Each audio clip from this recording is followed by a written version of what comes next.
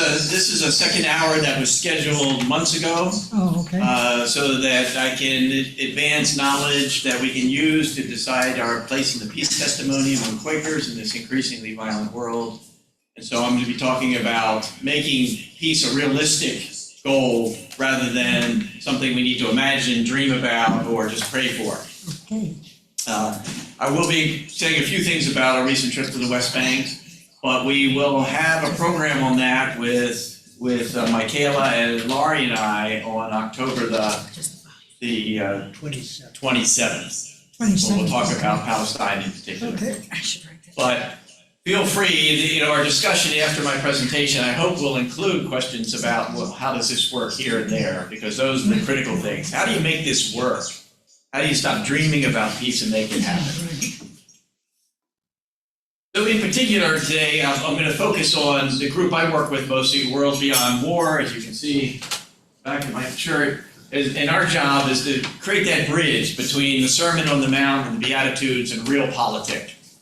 We're all Christians and we're all good Jews and we're all good people until somebody threatens us enough, and then we throw our religion away and go the way of empire and violence. And how do we get away from that? Next slide. You might have to click on the just the main pad to make sure you're on the slides. Okay. All right. So why do we want to abolish war at all? I mean, hasn't he made America great and kept good things in place all over the world? Well, the biggest reason is we're going to kill ourselves if we don't. All right. Nuclear weapons in particular are getting worse and worse. The people who have looked at the effects of nuclear weapons and the politics of them since 1945, when they were first used, are telling us now that this is the greatest danger we've ever been in, even more than the Cuban Missile Crisis. Why? Because Russia is threatening to use them every day, and every day they don't use them, NATO pushes further into Russia and keeps punching the bear, and Russia keeps warning, we're going to use these if this keeps up. Are we going to keep calling their bluff, or is there another way to de-escalate that? China and the US are playing war games in the South China Sea, and for the first time in 60 years, China, which has had a steady number of maybe 200 to 300 nuclear weapons, is now going to double or triple them. And our only response to that is to build more of our own. Not try to induce them not to build new nuclear weapons. No diplomatic effort on that front I'm aware of at all. North Korea is increasing its nuclear weapons all the time.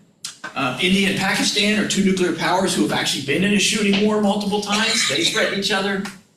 And Israel, which holds as many as 100 nuclear weapons, is constantly threatening Iran. Iran is working on nuclear weapons. We stopped them with the treaty. We abrogated that treaty, and now they're working on nuclear weapons again. So my point is, if nuclear war happens, and it could happen in the next 2 hours, or the next 2 days, or the next 2 weeks, no historian looking back is going to say anything other than they knew that was coming. Why didn't they stop it? It's that realistic. But even without that, even if we remain unbelievably lucky and nuclear war doesn't come, war kills and traumatizes all living things, not only the immediate victims, but the soldiers. These guys that are doing this killing in Gaza right now, they're going to go home and do domestic violence. They're going to need PTSD care the rest of their lives, along with the 2 million people in Gaza that are suffering that. It steals resources from real human needs. Most people in the world dying of war die of the money that we spend getting ready for war rather than helping people prevent disease and starvation and a good quality of life. Nothing damages our environment as fast as war does. War erodes civil liberties. In Ukraine, the only thing you're free to do there is shop. You can't start a new political party. You cannot speak out against the war without harassment. You cannot leave the country if you're a male. There's very few civil liberties where there's war. And war always begets the next war. You tell me we had a good war that solved an evil, I can show you the war it caused after that. And if anybody has an exception to that, please educate me. Next. So World Beyond War is pretty unique among peace organizations that we address war as the problem rather than the particulars of a war. In other words, instead of spending time figuring out who the good guys are and who the bad guys are, or which weapon systems we should support and which ones we shouldn't, we say the weapons and the war itself is the problem. And in a psychological aberration, I think, Most of the time, human beings respond to appeals to positive things rather than negative things. Like Mother Teresa said, I won't go to an anti-war demonstration, but I'll go to a pro-peace demonstration. Generally, that's true, and I agree with it. War is an exception. Because the world is so hyper-militarized, war money is in absolutely everything, that you cannot be pro-peace in any meaningful way unless you're absolutely against war. It just doesn't work. The war of machine is tangled. There's whole books written on this. That from the Boy Scouts to the NAACP to the Sierra Club, everybody gets a piece of military money, and that helps muzzle people to not speak out against it. So we're not just an organization, we're a global movement with people in our signatories are in 200 countries. And their purpose is to end war as an institution and establish a more just and sustainable peace that is not possible as long as there's war. Next. We do have a booklet that we're in the process of always revising and with new information. It's divided into 3 ways to create the infrastructures needed for peace by demilitarizing our security. You know, what makes us safe, what was said today. Most of us still believe that ultimately violence keeps us safe.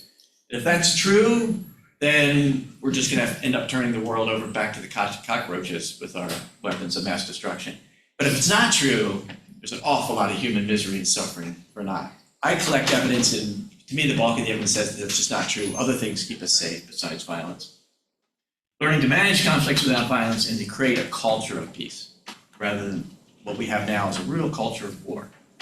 And we have a beautiful artistic rendering of all the many things that we think need to be put in place. I get anybody, they want to copy this, it's almost pretty enough to put up on your wall. No. But we're always thinking about the individual things. So ideas for preventing war are just ideas. What I want to focus on today is a few of those that aren't just ideas. They either have been done in the past or are being done now. They're extremely realistic that you may or may not have heard about, but are part of why I can feel secure without war. Next. So the first section, demilitarizing our security, I'll talk about 3 of these. Shift to a non-provocative defense posture, phasing out military bases and disarmament. Next. So let me give you 2 examples of non-offensive defense. One is Switzerland, which is pretty heavily militarized. I think all Swiss citizens, certainly all males, are required to train for the military and keep a weapon in their home always ready. But their military preparations are all defensive. You know, there's a lot of mountains and mountain passes. Those are all have automatic blocks. It would be extremely hard country to invade. And yet they don't project military power anywhere else, and so they've never been invaded and never been threatened, because they don't threaten anybody else. The one exception is they just bought F-35s for, I'm sure they were just bribed into doing it, but that is an offensive weapon, right? It's not a defensive weapon, a jet fighter. So the other example, which I like better, is Costa Rica. So Costa Rica had one of those typical American, Central American civil wars in 1948 and fought, and then the new president came in who had educated himself in the New York Public Library, came to see that peace was the only way, just went back and wrote a constitution that the country adopted to abolish war. So they abolished their army in 1949. They were invaded once quickly by Nicaragua. They quickly reinstituted a small militia. It was over in a week, and they haven't been invaded in all those years since 1949. So getting back to Gaza now, these are pictures I took on our last trip there, not this most recent one, where we went up to the Gaza border. There's some of our delegation, including Laurie's son, who ran on the mound that surrounds Gaza, looking over with a Palestinian flag. And when the Palestinians saw somebody in the Israeli side holding a Palestinian flag, that just elevates their hope, tremendously. They were able to stay up there for almost 20 minutes before the flummoxed soldiers, ran them off. Because they were Israeli activists with us, they're not automatically shot like they would have been if they had been Palestinians. But as we were driving by, I see this tank, and it just goes boom, right? This is right after the Great March of Return, when the Palestinians did 98% non-violent stuff. They just went out to the fence and we want our freedom, we want our right to return. Let's just pause real quick just to make sure they can hear you online, because they're asking me to unmute. Just say unmute. Yeah, no, we're good. We're good. Yeah, just give it Yeah, I was about to say, just 'cause it click on unmute. Cause you're But at just that click on microphone. unmute anyway, just Yeah. to make No, sure no, that goes away. stay You muted, get it off if the you don't screen. want multiple, no, do not press unmute. Oh, stay muted? Press stay muted, Just click stay muted. yeah, cause you're using the microphones in the room, right? Yeah. You don't Yeah. want two So you microphones to don't- happen at the same time, that's that Okay. Or reverberation. just hit the stay muted button. Stay muted then.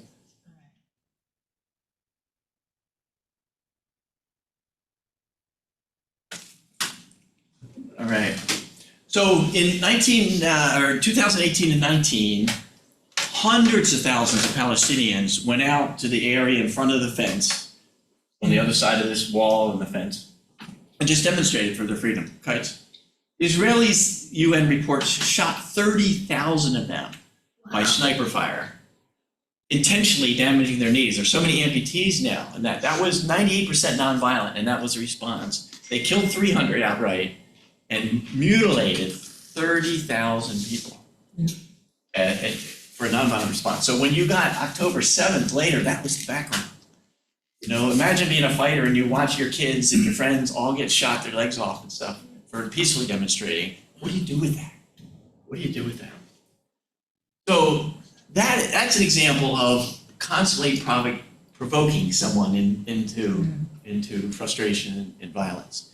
The Israelis are safe without that. With this wall around them and everything, they weren't going to get invaded. How October 7th happened is clear security violation. You have a $24 billion defense budget Yeah. and let people out like that. I mean, the first thing Netanyahu should have done was resign for that Yeah, flaw, right. not blame just the Palestinians, but blame himself, because you know they have a 250, 300 to 1 kill power ratio. So anyway, not being offensive is probably your best defense.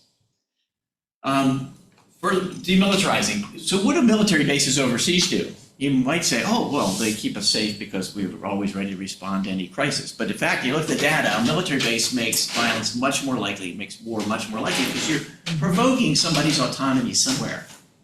The US has over 900 bases in 98 countries, about 80% of all the military bases in the world. And one of the things we do is help a team like this in Sina, which is Montenegro, up until recently was the newest NATO country.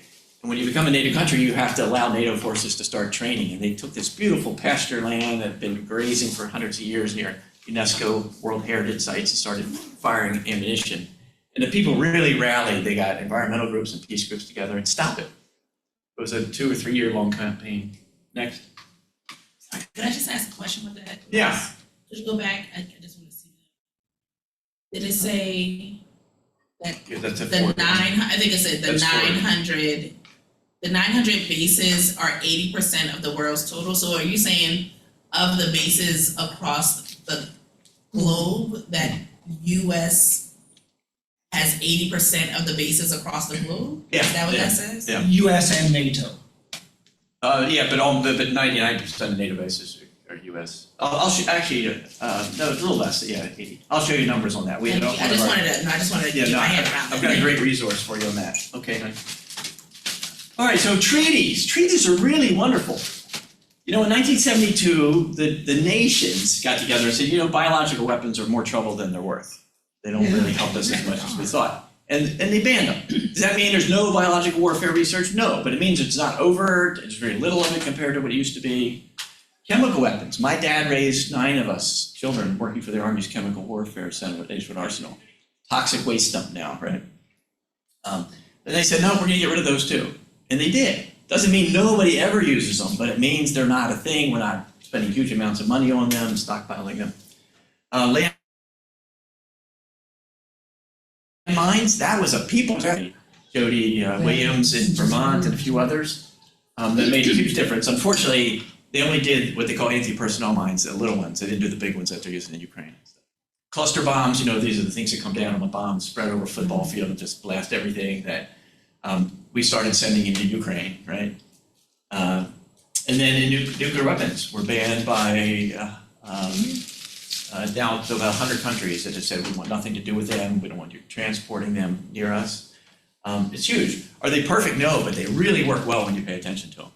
Like we have this open skies treaty with Russia, where we routinely send Russia could send people over to the United States there to look around, to make sure we weren't cheating on anything. We did the same. That is trust building. That's what prevents war. War happens when there's no trust left.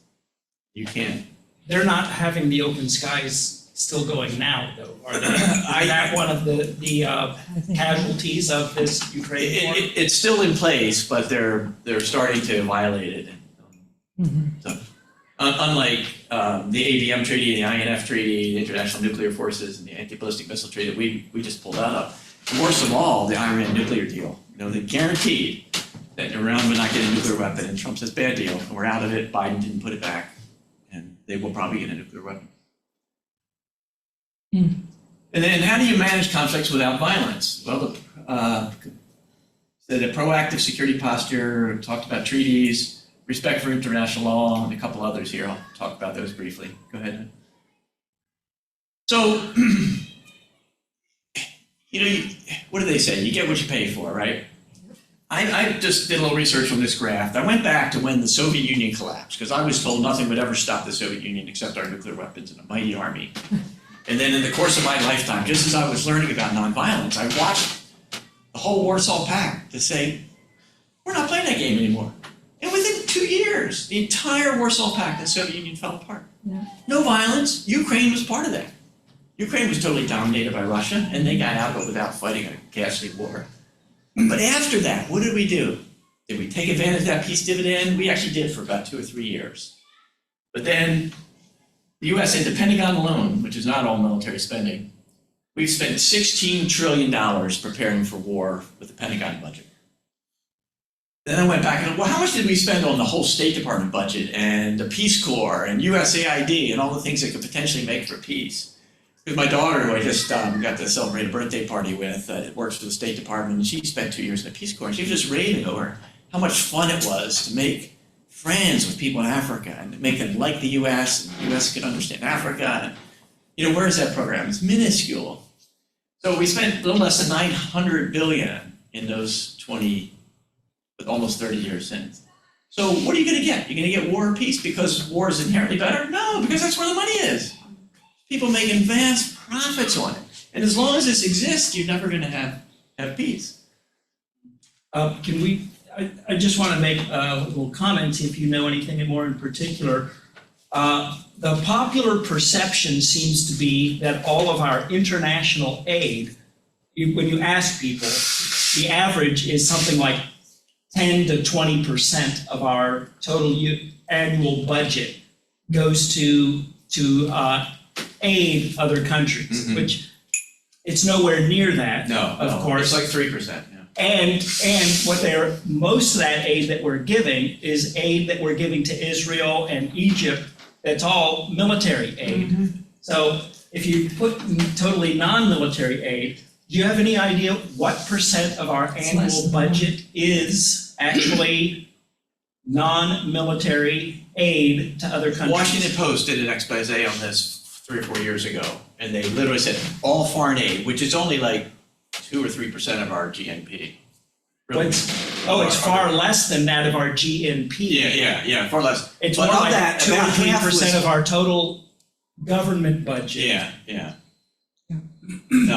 We spend less than 1% of our GNP on non-military international aid. But of the foreign aid, about half is military aid and half is not.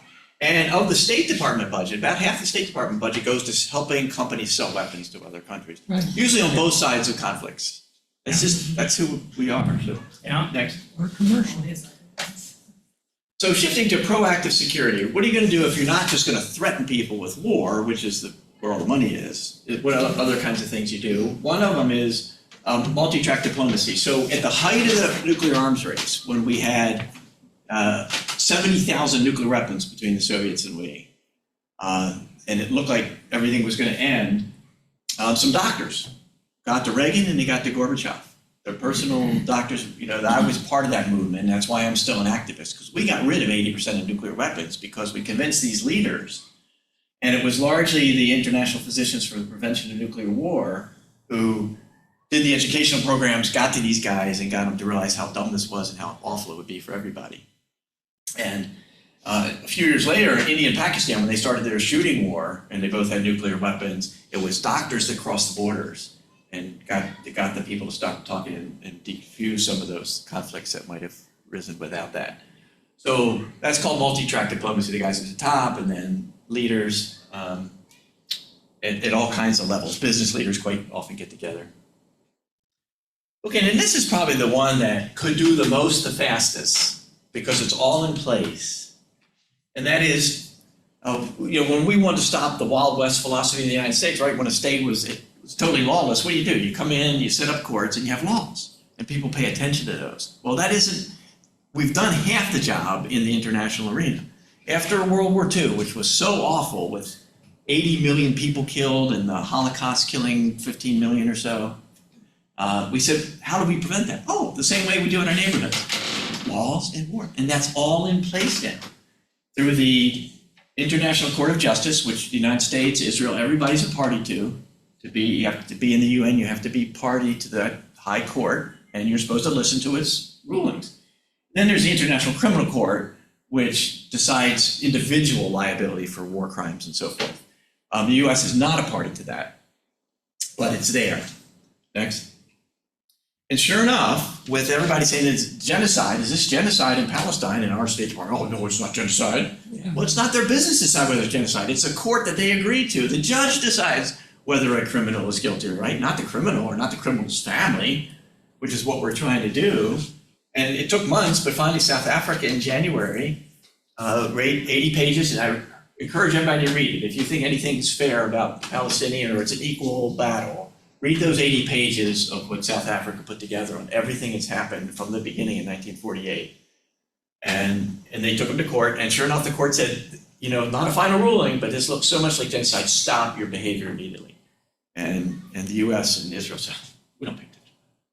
So that's a decision. Political decision. Not only that, but I think under treaty, we were obligated to be arresting Netanyahu. Yes. Instead, hold on for that 1 second, yeah.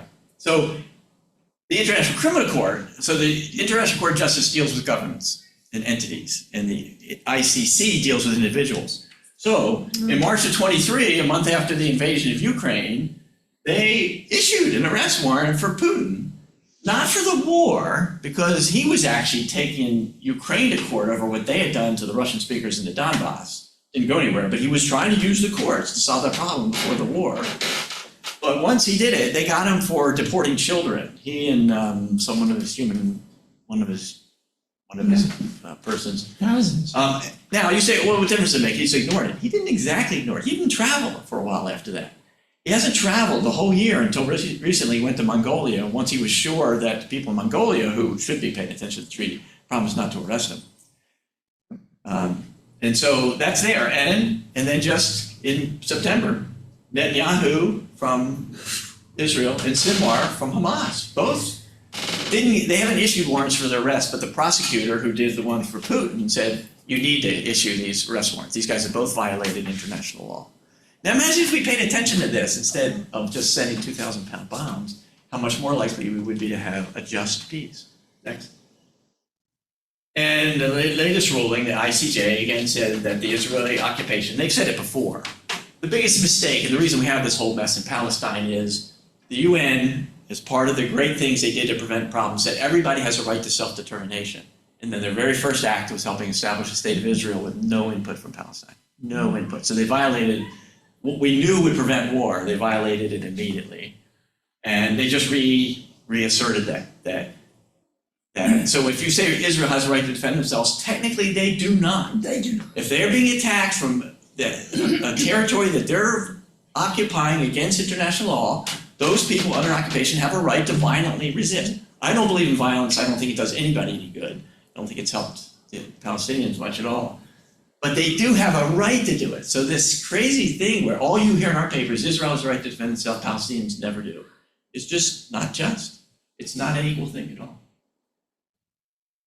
And then there's this unarmed civilian protection. This is what I've been part of for a long time. Nonviolent Peace Force is they're in Ukraine, they're in South Sudan, they're starting a new project in Sudan, where you put unarmed people to try to stop violence. I'm astounded how well it works.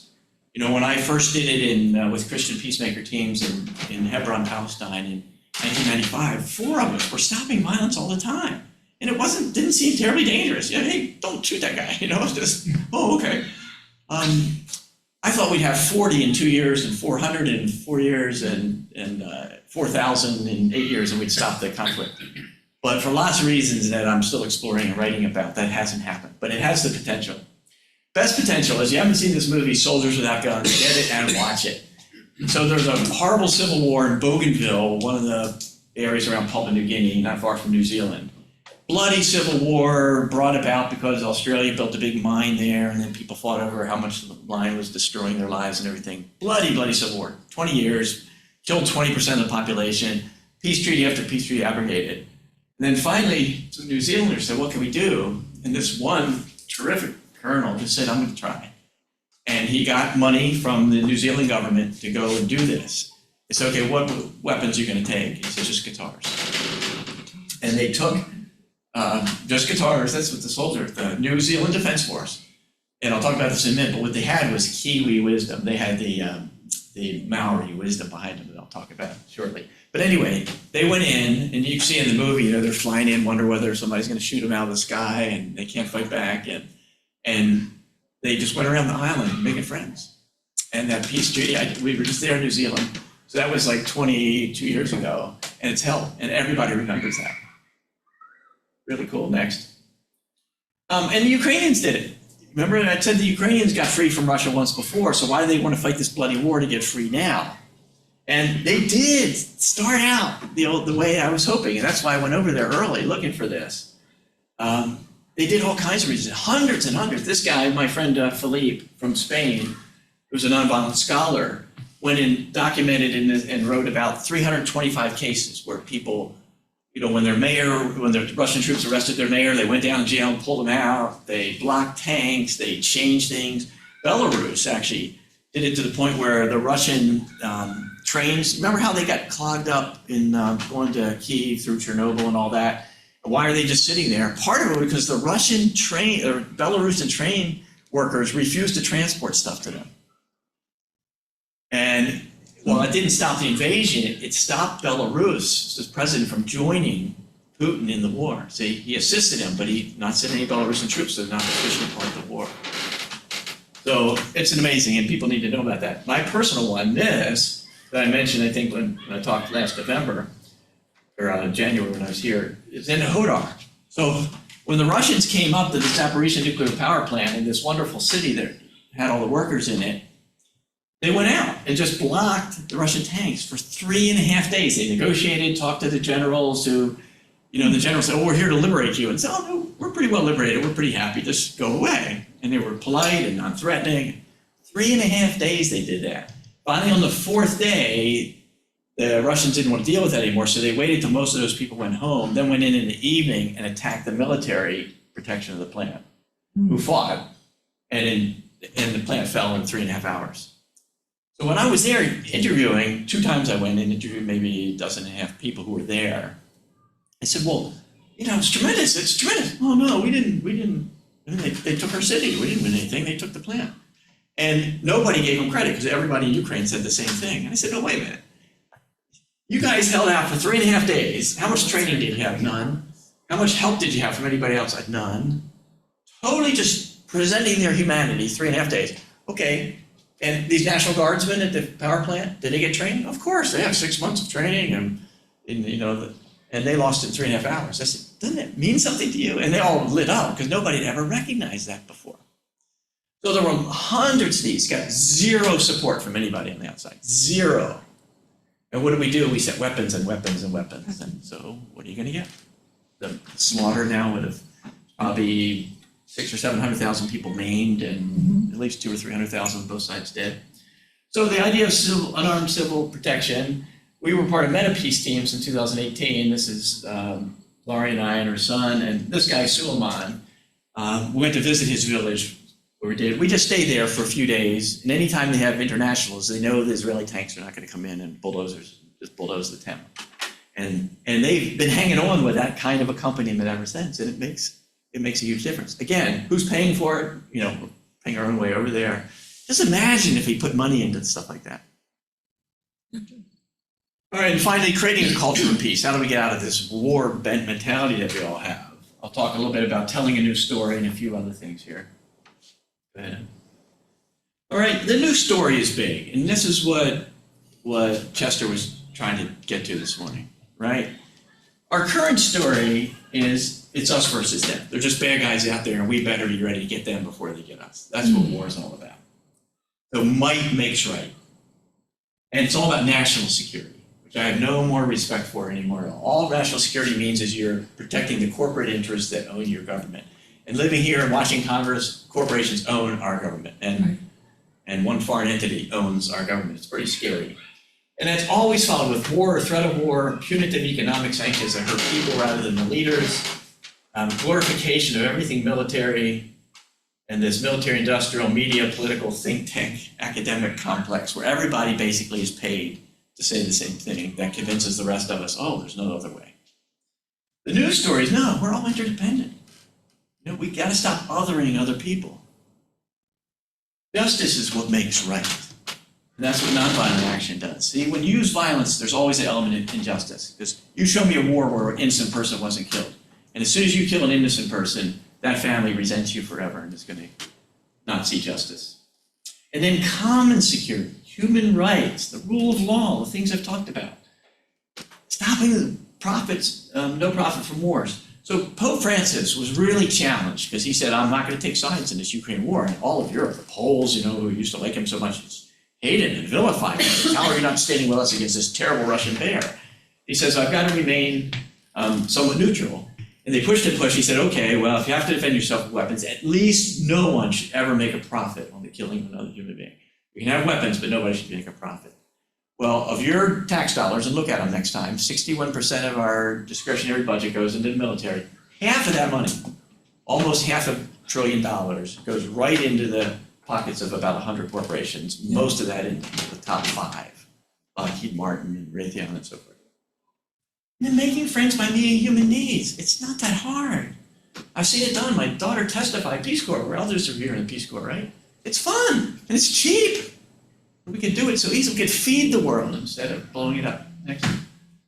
And you know, one big revelation I had on this last trip, so, you know, that's the Dead Sea. It's such a cool place, and there's so much history and neat stuff, is there's enough food for everybody. There's enough land for everybody. There's enough water for everybody. People are killing each other over their stories. Just the one story instead of the other story. And they can change like that. These combatants for peace, if you haven't heard of them, they're wonderful. They're former Palestinian fighters and Israeli Defense Force people who now get together and preach this new story.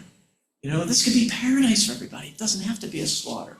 This is not something that's been going on for 2,000 years in that particular place. Jews and Arabs lived together most of the last 2,000 years in relative peace. Another thing in creating cultural peace is getting away from this Western mentality that's going to get us all blown up and paying attention to indigenous wisdom. You know, we're learning this more and more. You know, Native American wisdom, next.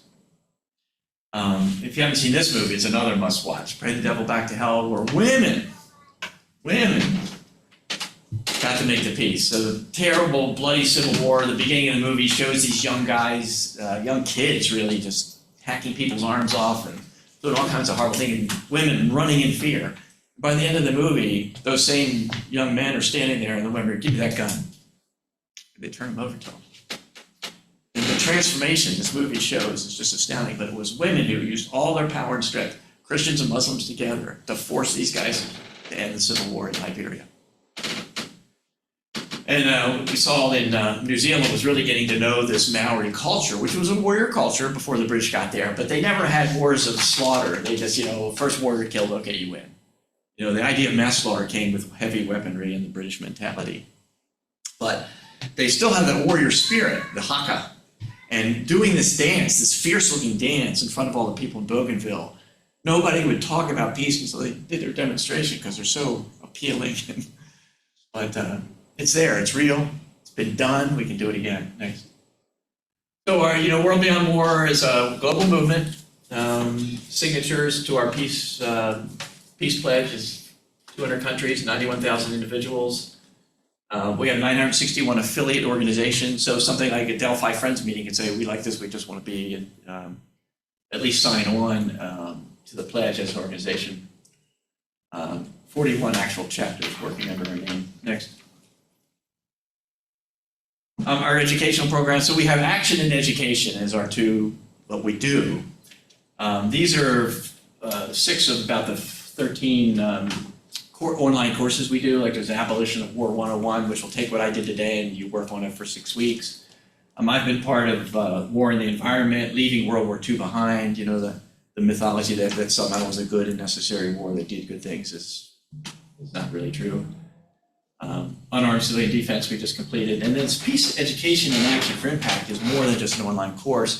We actually take people from 10 different countries around the world, 20 participants from each country, and we give them our 6-week education course, and then they spend 4 weeks doing a peace project. I was part of that for South Sudan a couple of years ago, and pretty neat. Next.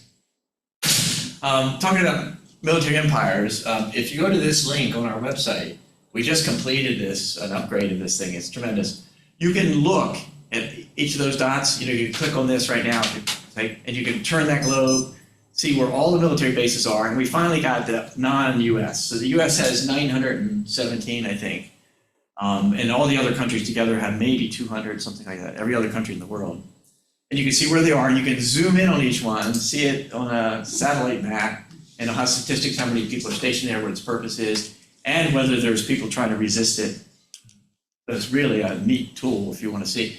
And if you, go back one, if you turn that globe, you can see the US military bases surrounding Russia and China. And just imagine if Russia and China had those military bases in Canada, Mexico, Alaska, and Caribbean, would we feel threatened? Talking about a non-offensive defense. I'd just like to make one point here, and that is the one that's in the middle of the Indian Ocean. Mm-hmm. That's Diego Garcia. Mm-hmm. That next one to the right, that one right there. Okay. I think the other one is like Mauritius or something. But, Okay. Diego Garcia, I think that is one where the indigenous people who were kicked out, that was a British territory. The British were the ones who kicked them out and sent them back over to live in someplace around Mauritius, something like that. I think they were the ones that took them to the International Court of Justice, and they ruled against Britain and the US, saying they had to evacuate and give the land back because it had been illegally seized by the British to begin with. Yeah. And of course, Britain and the USA have ignored that. And never done, Yeah. And I think that is the ICJ, not the ICC. Yeah. which we have signed on to. Yes. Laurie and I had a student at St. Michael's College who interned with World Beyond War for a semester, and her project was to look at the early versions of this. And when she read all these stories, she said, I thought the Trail of Tears, the forcing Native Americans out of North Carolina to Oklahoma, was something in the past. She says, here it is, it's happening now, every day. We just had a friend come back from Okinawa and talk about what's happening there. We're building more and more bases because part of that surround China to get ready for war with them. So we're having a conference, actually these 2 dates. It's been online for the last couple of years. It's actually be in person, but in separate places, Australia, Germany, Colombia, and in DC. That's next weekend, isn't it? Yeah, just Sunday is the one here if anybody wanted to attend in person or online. This is the most partisan one. We're only talking about the USA's military empire because we are leading the world in everything. Usually, we try not to hammer just on the US, but when you're talking about war, we're the leader in that. And so this conference is on learning all about US, how its military empire works. Next. Does the Zoom registration cost? Yeah, we ask for donation. I mean, we don't turn anybody away, but we ask for a donation, yeah. I was gonna- And where is the in-person conference? It's at a church, New York Presbyterian, maybe? Okay. You can just New York click on the City. website and get it. No, New York, DC. New York Avenue. Oh, New York, oh, Yeah, okay. yeah. So The one in the DC. US is right here in DC, yeah. Oh, okay. Yeah. I'm supposed to MC it actually, but my brother's funeral may be that day, so I'm not sure. Divestment, this is the single thing that anybody can do and just doesn't cost anything, nobody's gonna come get you for it, although 37 states have introduced laws, I don't know how many have passed, saying if you try to divest or boycott or sanctions or divest from Israel, it's breaking the law. Can you imagine Yes. outlawing peaceful protest of how you want to use your own money? They want to outlaw that. Yeah. And this is the democracy that we want nuclear weapons to defend? What is this? Yep. And that's meant, when you see all these college protests, right? All these students screaming, most of them are asking for their schools to take, and schools are rich, a lot of schools are particularly rich, take their money out of things that support genocide, according to the world. And it's a really reasonable request, and of course they're brutally suppressed. One real success story was in Trinity College in Dublin. We gave them our World Beyond War Abolisher of the Year award this year. They were real pleased with that and got to hear their story about why it happened and how they were able to do it. But we really need to support these kids. This is their education telling them whether they're going to matter in the society or be crushed. That's the message they're going to get one way or the other. Closed bases, yeah, so my friend Pat Elder, who lives down in southern Maryland, has made himself an expert in PFAS contamination, these polyfluoroalkyl substances. The military is all over, particularly the US, because it's the biggest, has contaminated everything. He just got back from Okinawa. He takes samples of the water. They're fishers, and this is a fishing industry. So poisoned, he said, it's unbelievable. But just look at that airfield. That's flying F-18s, F-16s, and 35s, some of the noisiest aircraft in the world. Look at the density of population, right? The people are miserable, but the few Okinawans who make their living in it, they can't speak up. But he works real hard. And so we always go to people that are trying to struggle against the military-industrial complex and support them. So there he was. So our choice is, we got to go with the culture. Either war is the answer. And I guarantee if we took a survey of the next 100 cars, stopped 100 cars and said, hey, do we sometimes need war, that 90% of them would say absolutely. And as long as we're not saying otherwise, they think that's just the norm. Or we could say war is not the answer and scream that as loud as we can to the world. It desperately needs to hear it. But if we do that, we've got to tell them what else to do. And I hope I've given you a few things that we could work on, that are concrete suggestions. So that is, I think. Is there next one? That's it. That's it, okay. Yeah. Okay. Well, thank you very much. Yeah, that was excellent. Can you give me the name? You prayed the devil back to war. What was the name? Pray the devil back to hell. Oh, to hell. Sorry. Okay, and what was the other name? The name of the The Soldiers Without Guns. Soldiers Without Guns. Oh, and the third one. These are the three most uplifting pieces. The other one is called A Bold Peace. Oh, I didn't get that one. A Bold Peace about Costa Rica. I suggest that you put all those in a silent announcement. Okay. Good idea. Or, we should put them on the list of Friday films to watch. There we go. There, that's be good. Yeah. Just one thought, isn't that one on the left, isn't that rather misleading? To say FCNL says war is the answer. Oh, yeah. Well, yeah, right. I should have blanked out FCL when I blanked out that. Right. Yeah, there was a fellow in our used to be a meeting in Burlington who had moved away when we got there, but he came back one day and he had taken the bumper sticker that says this, and he cut the not the answer out. And he was showing it to everybody, and I was talking to him. He was trying to get a discussion going, because if you see this enough, it becomes, you come numb to it.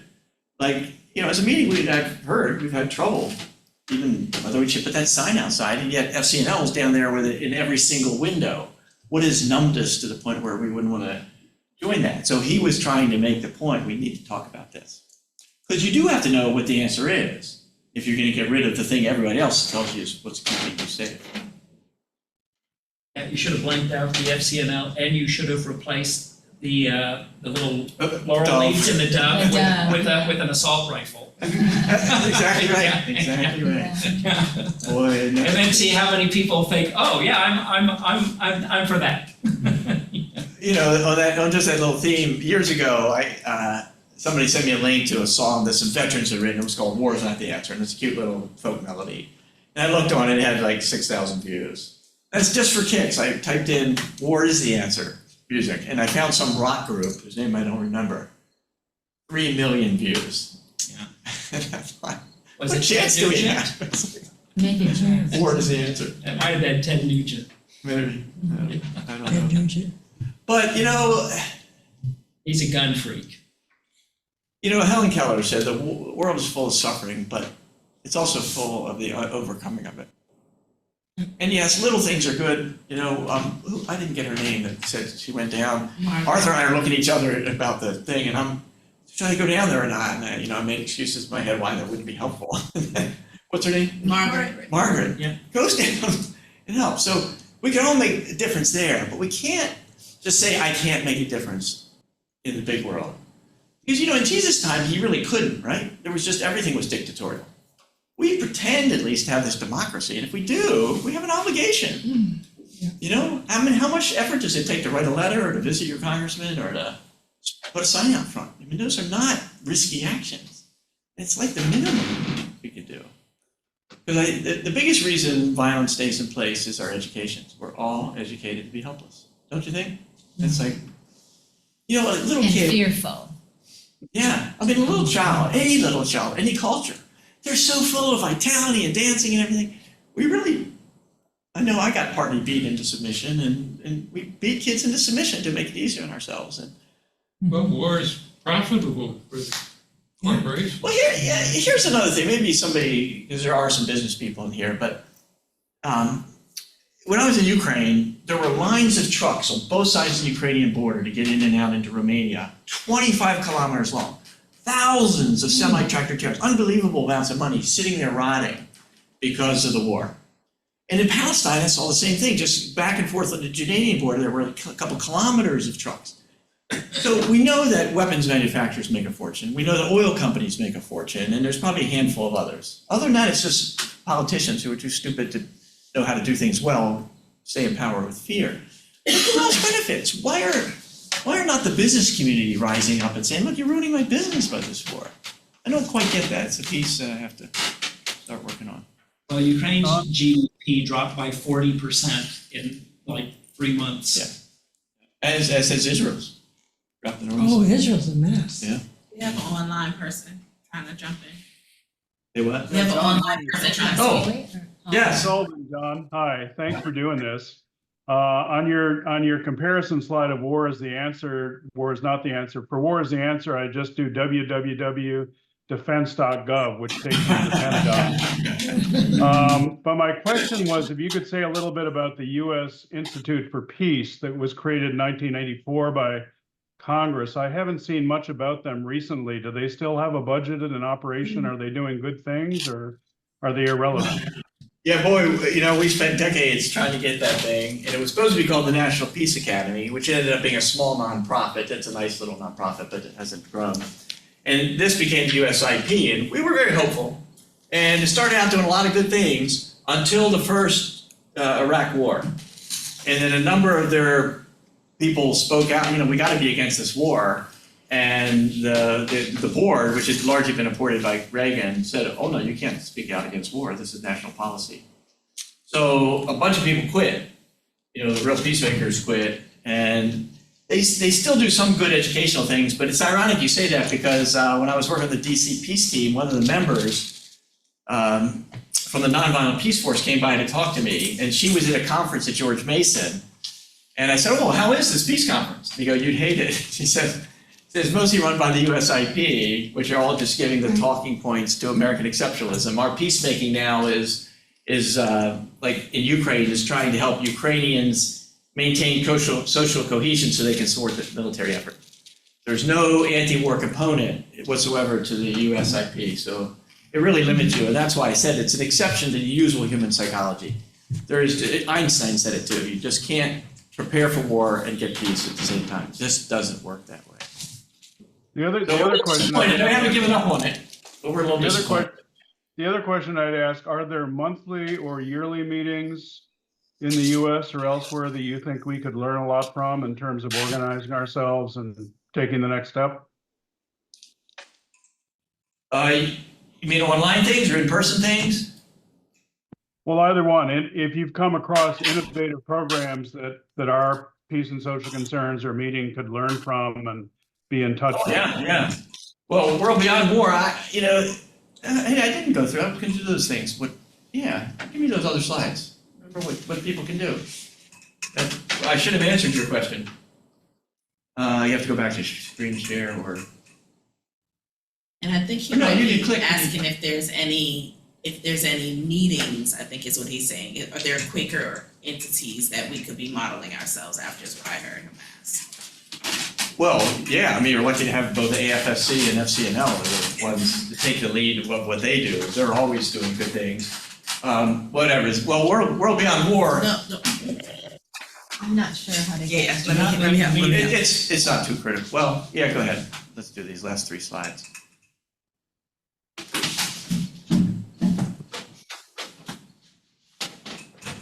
Yeah, give me the next slide. Yeah, okay, so I would just give people 3 things to do along the line of what you're saying. Is you want to ponder the words of Eleanor Roosevelt. It isn't enough to talk about peace, one must believe in it, and you can't just believe in it, you have to work at it. So it's not good enough to have a Quaker peace testimony, it has to be implemented, and that takes some effort. Now, some people like me are inspired to do a lot of effort, some people are less. It doesn't matter, whatever works for you, but do something is critical. Next. A declaration of peace, if you haven't done this, please just go to worldbeyondwar.org, individual, I can put this online too.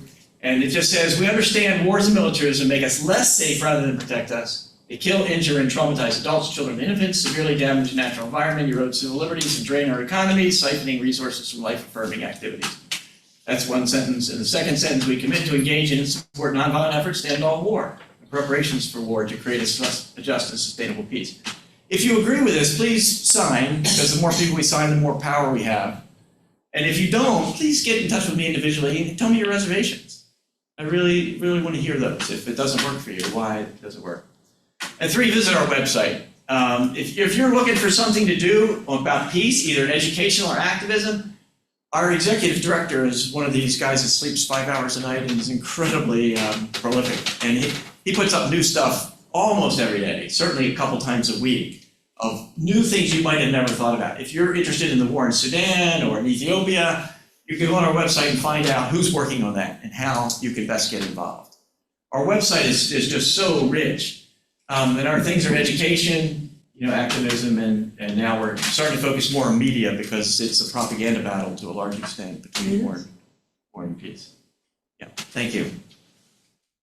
And you can always ask me, and I'll have something for you to do that day.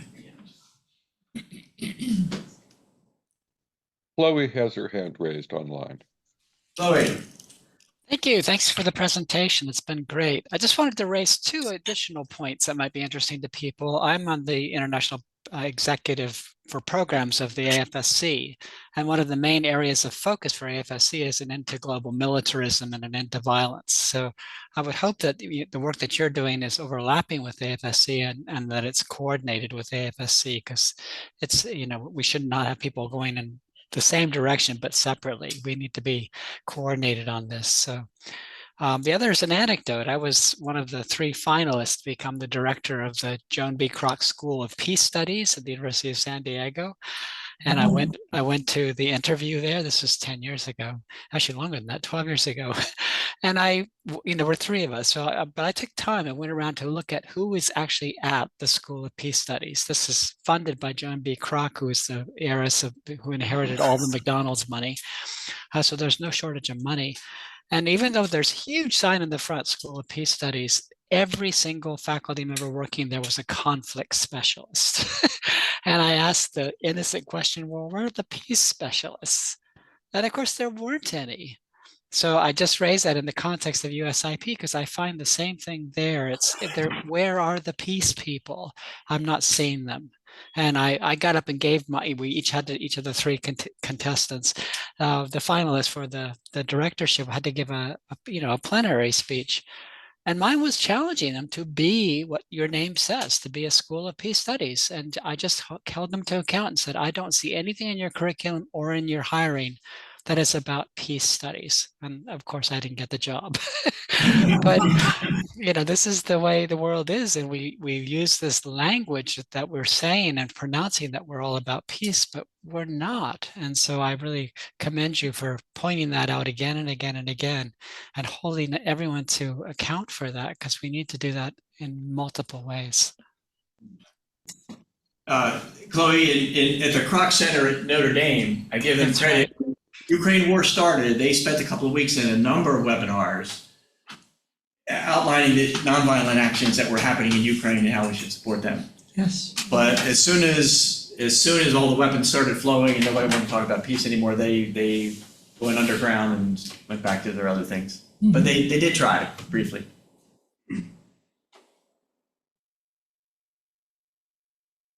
Question. Why not? I'll get closer. I don't know if these mics are on, but just in case.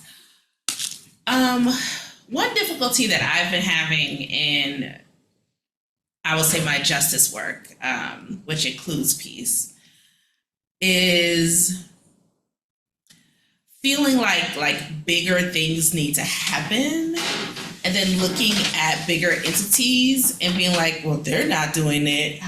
How do I feel like I can do something bigger if this big entity isn't, right? So if we talk about the Institute on Peace or something like that just challenge of wanting to do something big, wanting to be a part of big things, wanting to grow big things, but seeing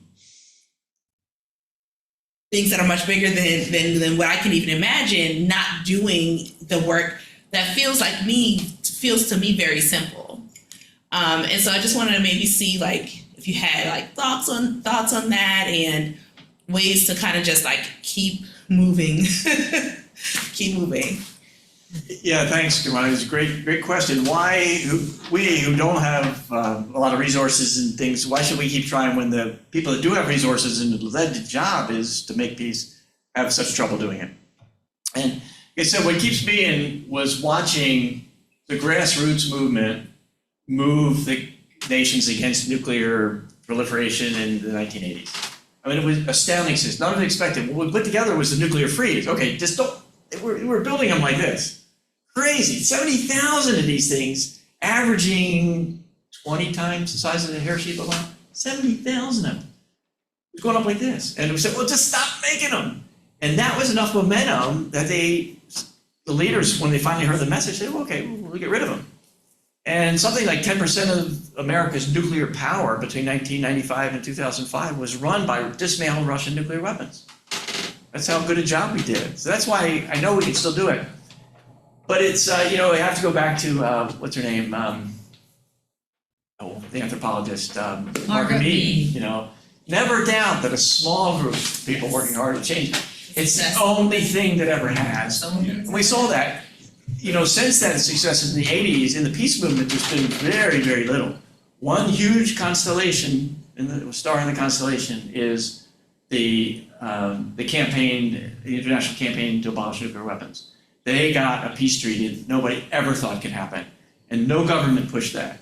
It was people pushing from the bottom. Just like the landmine weapon, it was just people like you and me that made that happen. We can't give up on that.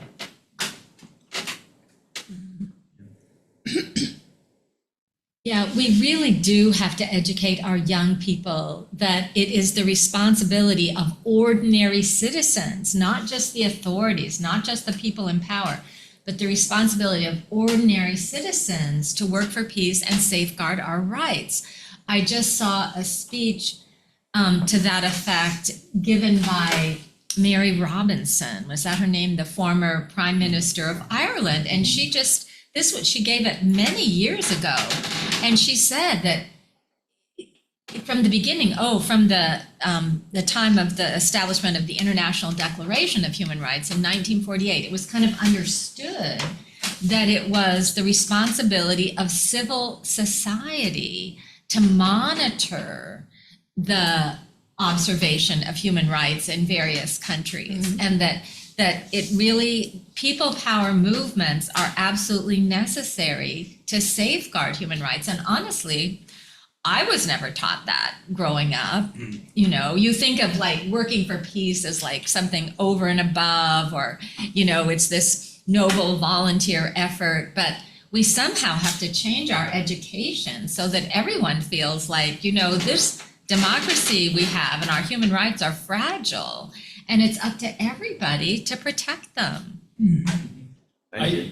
Everyone should note that the United States has never signed on to the International Declaration of Human Rights. Right. Well, I don't know. Or the It's not a International treaty. Court. No, you don't You don't sign to on, it. it's not a treaty. I think, I mean, Eleanor Well, Roosevelt was they all signed instrumental Yeah, in you don't sign on to it. You can't. We have it, but it, Well, we don't observe it. We don't. Yeah. Thank you.